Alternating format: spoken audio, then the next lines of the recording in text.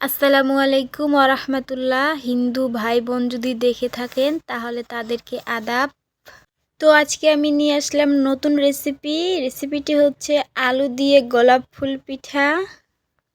তো এই পিঠাটি অনেক সুস্বাদু, অনেক স্বাদময়। তো আপনিও চাইলে বাসায় এটি বানিয়ে খেতে পারেন। তো আমি আলু সিদ্ধ করে আলুগুলো এখন গালায় নিচ্ছি কাপের সাহায্যে। তো এই কাজটি একটু সময় নিয়ে করতে হবে, এটা ভালো করে ফিনিশিং করতে হবে। তো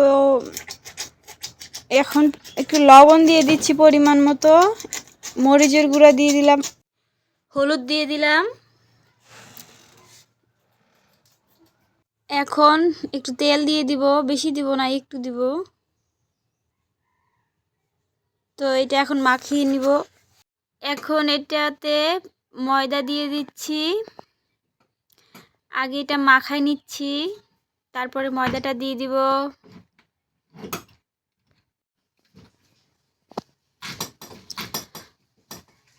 এখন এটা দিয়ে দিচ্ছি ময়দাগুলা। তো এটা অনেক সাবধানে মাখাইতে হবে।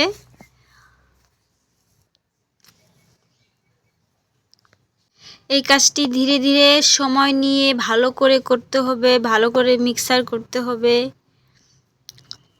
তো হয়ে গেল, এখন আমি এটা বেলবো, বেলে রুটির মতো বানাবো। তেল দিয়ে দিলাম আগেই, যেন লেগে না ধরে।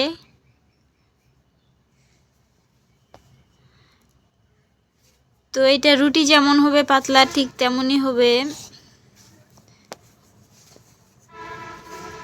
তো আমি এটা একটা ওষুধের স্টিলের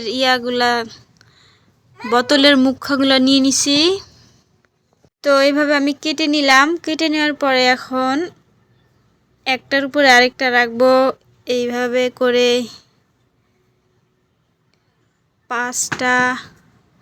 পাঁচটা এক জায়গায় করে এখন ফুল তৈরি করব। এখন মধ্যে কেটে দিচ্ছি।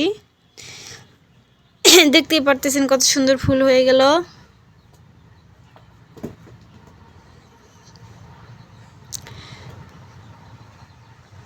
তো আমি এইটা ওইভাবে বানিয়ে নিব।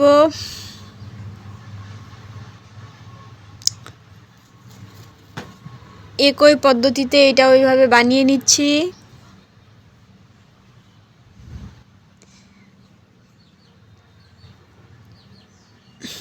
তো আপনারা দেখেন কত সুন্দর লাগতেছে গোলাপ ফুল হয়ে গেছে।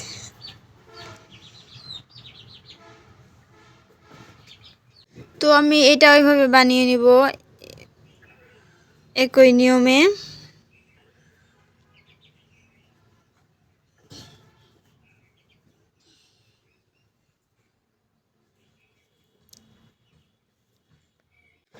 তো আমার পিঠা বানানো কমপ্লিট, আমি সবগুলো দেখাইনি।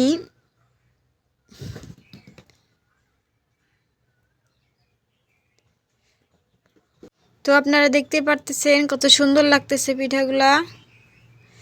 তো এখন এইটা ভাজার পালা। তো আমি ভাজতে চলে আসলাম। দেখতেই পারতেছেন ভাজা শুরু করে দিয়েছি। এটা এখন একটু উল্টাই দিছি। তো দেখেন কমপ্লিট, দেখছেন কত সুন্দর লাগতেছে পিঠাগুলো হওয়ার পরে। আরও গোলাপের পাপড়ি যেমন, তো পাপড়িগুলা মোটা হয়ে গেছে।